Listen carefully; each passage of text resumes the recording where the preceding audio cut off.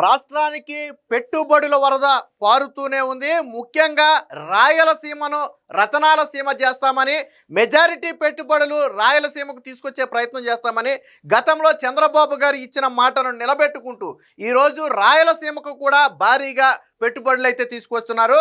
Royal Enfield బండి మనందరికీ తెలిసిందే, యువతలో ఎంత క్రేజ్ ఉందో. ఈ రోజుకి దేశవ్యాప్తంగా కాదు ప్రపంచవ్యాప్తంగా కూడా రాయల్ ఎన్ఫీల్డ్కు ఉన్నటువంటి బ్రాండ్ ఏంటో మనందరికీ తెలుసు. అలాంటి రాయల్ ఎన్ఫీల్డ్ ఈరోజు 2500 కోట్లతో రాయలసీమలో పెట్టుబడి పెట్టడానికి ముందుకు రావటం అనేది ఖచ్చితంగా సూపర్ నామే. ఇక నుంచి రాయల్ ఎన్ఫీల్డ్ బళ్ళు ఎక్కడ తయారవుతున్నాయ్యా అంటే ధైర్యంగా ఆంధ్రప్రదేశ్లో తయారవుతున్నాయని చెప్పొచ్చు. ఇప్పటి వరకు కియా కార్ చూస్తే మనకి కియా కార్ని ఎక్కడ చూసినా మనకు ఆంధ్రప్రదేశ్ అనంతపురం గుర్తొచ్చేది. సో ఇక నుంచి రాయల్ ఎన్ఫీల్డ్ బండి నీకు ఎక్కడ చూసినా కానీ రాయలసీమ గుర్తొచ్చే పరిస్థితి వస్తుంది. సో అలాంటి పెట్టుబడులు అంటే ఆ బ్రాండ్ ఉన్నటువంటి పెట్టుబడులన్నీ కూడా ఈరోజు ఆంధ్రప్రదేశ్కి వస్తున్నాయి. గతంలో జాకీ లాంటి పరిశ్రమ వస్తే జగన్మోహన్ రెడ్డి తరిమేశాడు. అనంతపురం లాంటి ప్రాంతానికి జాకీ లాంటి పరిశ్రమ వస్తే జాకీ అనేది ఎంత బ్రాండ్ ఉన్నదో మనందరికీ తెలుసు. అలాంటి పరిశ్రమలను జగన్మోహన్ రెడ్డి తరిమేస్తే ఈరోజు చంద్రబాబు గారు తరిమేసిన పరిశ్రమల ప్లేస్లోకి మరొక పరిశ్రమను అయితే తీసుకువస్తున్నారు. తీసుకురావడమే కాదు, ఆల్రెడీ ఒప్పందం చేసుకున్న పరిశ్రమలన్నీ కూడా ఒక పక్క గ్రౌండ్ అవుతూ వస్తున్నాయి. దీంతో పాటు రిలయన్స్ ఇండస్ట్రీస్ ఇంకొక 1,50,000 కోట్ల రూపాయలు ఆంధ్రప్రదేశ్లో పెట్టుబడులు పెట్టడానికి ముందుకు వచ్చింది. మొత్తంగా నిన్న జరిగినటువంటి సమావేశంలో 2 లక్షల కోట్ల రూపాయల పెట్టుబడులకైతే ఆమోదం తెలపడం జరిగింది. దాదాపుగా 38,000 మందికి ప్రత్యక్షంగా పరోక్షంగా ఉపాధి లభిస్తుంది. ఒక రాయల్ ఎన్ఫీల్డ్ సంస్థ ద్వారానే దాదాపుగా 3,000 మందికి ఉపాధి లభిస్తుందని చెప్పి ఆ సంస్థ ప్రతినిధులు అయితే చెప్పడం జరిగింది. ఏదేమైనా రాయలసీమకు ఈరోజు రాయల్ ఎన్ఫీల్డ్ రావటం అనేది ఖచ్చితంగా సుపరిణామం. అక్కడ యువతకు ముఖ్యంగా ఎవరైతే రాయలసీమ యువత ఉన్నారో వారందరికీ ప్రధాన ఉపాధి అవకాశాలు కల్పించడంలో రాయల్ ఎన్ఫీల్డ్ కీలక పాత్ర పోషిస్తుంది. ఇప్పుడు మళ్ళీ దేశం మొత్తం కూడా మరొకసారి ఆంధ్రప్రదేశ్ వైపు చూస్తుంది. ఎందుకంటే నేను ఇందాకే చెప్పాను, దేశంలోనే రాయల్ ఎన్ఫీల్డ్ బైక్కి ఉన్నటువంటి క్రేజు అంతా ఇంత కాదు.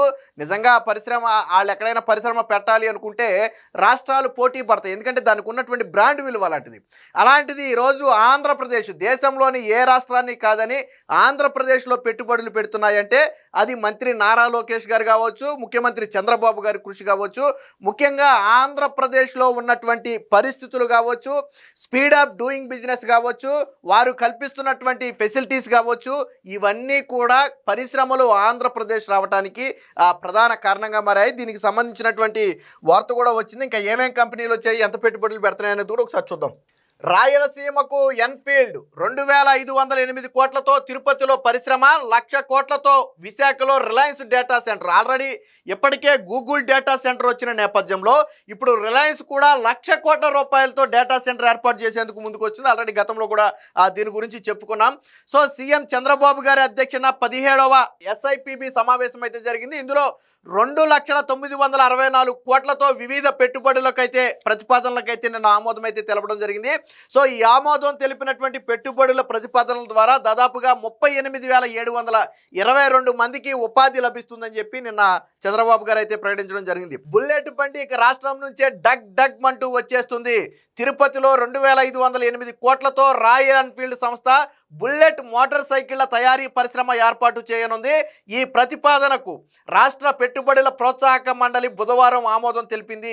దీంతో పాటు విశాఖపట్నంలో రిలయన్స్ సంస్థ 1,08,010 కోట్లతో డేటా సెంటర్ ఏర్పాటు చేయనుంది. దీనితో పాటు అంటే ఈ 1,08,000 కోట్లకు అదనంగా ఈ సత్యసాయి జిల్లాలో మరొక 51,000 కోట్లతో సోలార్ పవర్ ప్లాంటు అలాగే బ్యాటరీ ఎనర్జీ స్టోరేజ్ సిస్టమ్ను కూడా ఈ రిలయన్స్ ఏర్పాటు చేయబోతుంది. అంటే దాదాపుగా 1,60,000 కోట్ల రూపాయలు ఏపీలో రిలయన్స్ అయితే పెట్టుబడి పెట్టబోతుంది. ఆల్రెడీ చంద్రబాబు గారు గతంలో సీఎంగా ఉన్నప్పుడు కూడా 90,000 కోట్ల రూపాయలు విశాఖలో పెట్టుబడి పెట్టేందుకు రిలయన్స్ ముందుకు వచ్చింది. బట్ గవర్నమెంట్ మారిన వెంటనే ఆ 90,000 కోట్ల రూపాయలు 1,000 కోట్లకో 2,000 కోట్లకో కుదించేసి అసలు పెట్టాలి అనుకున్న పెట్టుబడి పెట్టలేదు. ఎందుకంటే జగన్మోహన్ రెడ్డి హయాంలో ఉన్నటువంటి పరిస్థితులు అలాంటి ఏ కంపెనీ అయినా సరే లాభాల కోసం వారికి కొంత బెనిఫిట్స్ కుదిరితేనే రాష్ట్రంలో పెట్టుబడులు పెడతాయి. గతంలో రిలయన్స్ ఎందుకు పెట్టుబడులు పెట్టలేదంటే అప్పట్లో జగన్మోహన్ రెడ్డి విధానాలు కావచ్చు, లేదా వాళ్ళకి లంచాలు ఇవ్వాల్సి రావటం కావచ్చు. సో ఇలాంటి వాటి వల్ల ఏం చేశారంటే రిలయన్స్ గతంలో పెట్టుబడి పెట్టడానికి ఒప్పుకోలే. టీడీపీ హయాంలో ఒప్పందం చేసుకున్నా, జగన్ వచ్చిన తర్వాత సైడ్కి వెళ్ళిపోయారు. బట్ మళ్ళీ ఇప్పుడు చంద్రబాబు గారు వచ్చిన తర్వాత 1,60,000 కోట్ల రూపాయలు పెట్టుబడికైతే ముందుకు రావడం జరిగింది. ఇక కడప జిల్లాతో 12,000 కోట్లతో ఆదాని హైడ్రో ఎనర్జీ పంపు స్టోరేజ్ని అయితే ఏర్పాటు చేయనుంది. ఇలా పలు సంస్థలకు చెందిన మొత్తంగా 2,964 కోట్ల పెట్టుబడులకైతే నిన్న ఆమోదం అయితే తెలపడం జరిగింది. దీని ద్వారా 38,722 మందికి ఉపాధి లభిస్తుందని చెప్పారు. సో ప్రతి ప్రతిపాదన ఒప్పందంగా మారాలి అంటే ఇప్పుడు మనం కుదుర్చుకున్నటువంటి ప్రతిపాదనలు కేవలం కాగితాలకే పరిమితం కాకూడదు. వైసీపీ హయాంలో మీకు తెలుసు విశాఖలో పెట్టుబడి సదస్సు అని పెట్టి యూట్యూబర్స్ను లేకపోతే కాలేజీల్లో చదివే స్టూడెంట్స్ని తీసుకొచ్చి కోట్లేసి కూర్చోబెట్టి వాళ్ళనే పెట్టుబడిదారులు అని చెప్తే పాపం వాళ్ళు భోజనాల దగ్గర దొరికేశారు అలాంటి వాళ్ళందరూ కూడా. సో అలాంటి పరిస్థితి నుంచి ఈరోజు మనం ప్రపంచంలోనే పెద్ద పెద్ద కంపెనీలను రాష్ట్రానికి రప్పించే ప్రయత్నం చేస్తున్నాం. పైగా ప్రతి ప్రతిపాదన కూడా ఒప్పందంగా మారాలి. ఇప్పుడు ఒక 100 కోట్ల రూపాయలు పెట్టుబడి కావచ్చు, 50 కోట్ల రూపాయలు పెట్టుబడి కావచ్చు. ఈరోజు ఆంధ్రప్రదేశ్ దానికి ఆమోదం తెలిపిందంటే 2 సంవత్సరాల లోపు అది ఖచ్చితంగా గ్రౌండ్ అవ్వాల్సిందే. ఈవెన్ $1 బిలియన్ పెట్టుబడి పెడుతున్నటువంటి గూగుల్కి కూడా ఆల్రెడీ శంకుస్థాపన జరిగింది. అర్సలాల్ మెటల్ నిప్పల్ స్టీల్కి కూడా ఆల్రెడీ శంకుస్థాపన జరిగింది. సో ఇలాంటి పెద్ద పెద్ద పరిశ్రమలన్నిటికీ కూడా ఆల్రెడీ శంకుస్థాపన జరిగి పనులు ప్రారంభించారు. వాళ్ళు రాబోయే 1.5-2 ఏళ్లలో తొలి ప్రోడక్ట్ను ఉత్పత్తి చేస్తామని కూడా చెప్పారు. అలాగే ఇప్పుడు చంద్రబాబు గారు చెప్పింది కూడా అదే. ఏ ప్రతిపాదనకైతే మనం ఆమోదం తెలిపావో వాళ్ళు 2 ఏళ్లలోపే రావాలి, గ్రౌండ్ అవ్వాలి, పనులు ప్రారంభించాలి. అంతేగాని ఏళ్ల తరబడి కాగితాలకే పరిమితం అవుతామంటే కుదరదనేది నిన్న చంద్రబాబు గారు చెప్పిన మాట. ఎంఎస్ఎంఈలకు కూడా ప్రాధాన్యం అంటే చిన్న తరహా పరిశ్రమలు ఏవైతే ఉన్నాయో వాటికి కూడా ప్రాధాన్యం ఇవ్వాలని చెప్పారు. పెట్టుబడుల విషయంలో భారీ పరిశ్రమలకు ఎంత ప్రాధాన్యం ఇస్తున్నామో ఎంఎస్ఎంఈలకు కూడా అంతే ప్రాధాన్యం ఉండాలని సీఎం చంద్రబాబు సూచించారు.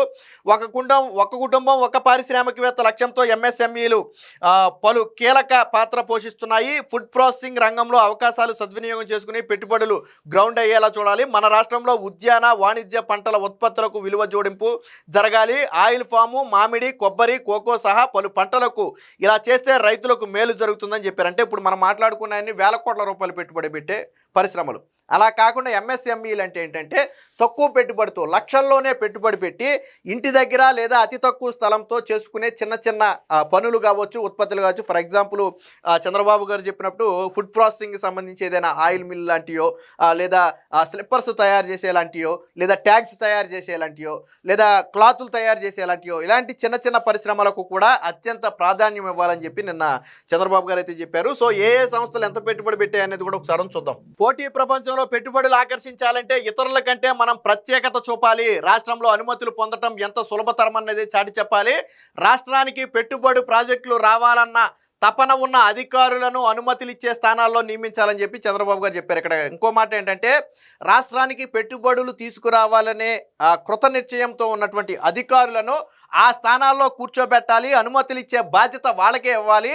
అప్పుడే అనుమతులు సులభతరం అవుతాయి తప్ప చిన్న చిన్న కారణాలతో కొర్రీలు పెట్టే వాళ్ళు ఉంటే అనుమతులు పరిశ్రమలు వెనక్కిపోయే ప్రమాదం ఉందని చెప్పి చంద్రబాబు గారు చెప్పారు. ఇక పెట్టుబడుల పరంగా ప్రధాన పెట్టుబడులు మనం ఒకసారి చూసుకుందాం. రిలయన్స్ ఇండస్ట్రీస్ సత్యసాయి జిల్లాలో 51,300 కోట్లతో పెట్టుబడి పెడుతుంది. దీనివల్ల 20,000 మందికి ఉపాధి. అలాగే ఆదాని హైడ్రో ఎనర్జీ కడప జిల్లాలో పెట్టుబడి పెడుతుంది. 12,297 కోట్లు. దీనివల్ల 3,375 మందికి ఉపాధి లభిస్తుంది. ఇక మరొక పెద్ద పెట్టుబడి ఎమాస్కో ఇండియా తిరుపతిలో 3,398 కోట్లతో పెడుతుంది. దాదాపుగా 5,820 ఉద్యోగాలు దాని ద్వారా వస్తాయి. ఇక మరొక ఇంకా ఇవన్నీ చిన్న చిన్న పెట్టుబడులు అయినప్పటికీ మరొక ప్రధాన పెట్టుబడి వచ్చేటప్పటికి రిలయన్స్ ఇండస్ట్రీస్ లిమిటెడ్ నేను ఇందాకే చెప్పినట్టుగా 1,08,000 కోట్ల పెట్టుబడి పెడుతుంది. 1000 మందికి ఉపాధి వస్తుంది. ఇది డేటా సెంటర్కి సంబంధించినటువంటి పెట్టుబడి. అలాగే క్యారియర్ ఎయిర్ కండిషనర్ కూలింగ్ ఏదైతే ఉందో అది తిరుపతిలో 863 కోట్లతో 721 మందికి ఉపాధి అయితే కల్పించబోతుంది. అలాగే అలాగే 3,000 కోట్లు ఇంటర్నేషనల్ ఫ్లేవర్స్ అండ్ ప్రోగ్రెస్ అనేది నెల్లూరు జిల్లాలో ఏర్పాటు కాబోతుంది, ఇది 3,188 కోట్లు. అలాగే రాయల్ ఎన్ఫీల్డ్ తిరుపతిలో ఏర్పాటు కాబోతుంది, 2,508 కోట్లు పెడుతుంది. దీనివల్ల 3,000 మందికి ఉపాధి లభిస్తుంది. సో మిగతావన్నీ కూడా చిన్న చిన్న పెట్టుబడులు. మొత్తంగా 2 లక్షల కోట్ల రూపాయల పెట్టుబడులతో 38,000 మందికి ఉపాధి, ప్రత్యక్షంగానే ఉపాధి కల్పించబోతున్నారు. పరోక్షంగా మరొక అంతమందికి కూడా అవకాశం అయితే ఉంది. ఏది ఏమైనా మొత్తంగా ఆంధ్రప్రదేశ్ పెట్టుబడుల స్వర్గధామంగా మారింది అనడంలో సందేహం లేదు. మొన్న కూడా చంద్రబాబు గారికి అవార్డు కూడా రావడం జరిగింది. ఎందుకు ఈ అవార్డులు వస్తున్నాయి చంద్రబాబు గారికి, దేశంలోని ఇతర ఏ నేతకు రావటం లేదు, ఎందుకు చంద్రబాబు గారికి మాత్రమే వస్తున్నాయంటే ఆయన పెట్టుబడులను రాష్ట్రానికి సాధిస్తున్నారు. దేశంలో 100% పెట్టుబడులు వచ్చాయి అనుకుంటే అందులో ఒక 25 నుంచి 30% పెట్టుబడులు ఆంధ్రప్రదేశే తన్నుకుపోతుంది గెద్దలాగా అని చెప్పి ఇతర రాష్ట్రాలు అసూయ వ్యక్తం చేసే స్థాయికి ఈరోజు చంద్రబాబు గారి పెట్టుబడులు తీసుకొస్తున్నారు. ఎస్, మన రాష్ట్రానికి ఆనుకుని ఉన్నటువంటి ఇతర రాష్ట్రాలు ఒక రకంగా అసూయ పడుతున్నాయి. వాళ్ళు బయటపడిపోయినా అరే పెట్టుబడులు మనం కూడా ఆంధ్రప్రదేశ్కు ఆనుకునే ఉన్నామో, అయినా కానీ మనకి రానటువంటి పెట్టుబడులు ఆంధ్రప్రదేశ్కే ఎందుకు వెళ్తున్నాయని చెప్పి ఇతర రాష్ట్రాలు అసూయ పడే స్థాయిలో ఈరోజు చంద్రబాబు గారు, నారా లోకేష్ గారు పెట్టుబడులు అయితే తీసుకొస్తున్నారు. అందుకనే business reformer of the year award గతంలో మొన్న చంద్రబాబు గారికి వచ్చింది. నిర్మలా సీతారామన్ చేతి మీదుగా ఢిల్లీలో, బొంబాయిలో తీసుకున్నారు. సో అవార్డులు అనేవి ఉత్తినే రావు, కష్టపడితేనే వస్తాయి. ఏది ఏమైనా మొత్తంగా ఆంధ్రప్రదేశ్కు రాయల్ ఎన్ఫీల్డ్ రావడంతో రాయలసీమకు మరొక నూతన పరిశ్రమ రావటం, అక్కడ ఉపాధి లభించడంతో పాటు రాష్ట్రానికి 2 లక్షల కోట్ల రూపాయల పెట్టుబడులు రావటం అనేది ఖచ్చితంగా ఇది సుపరిణామం అని చెప్పొచ్చు.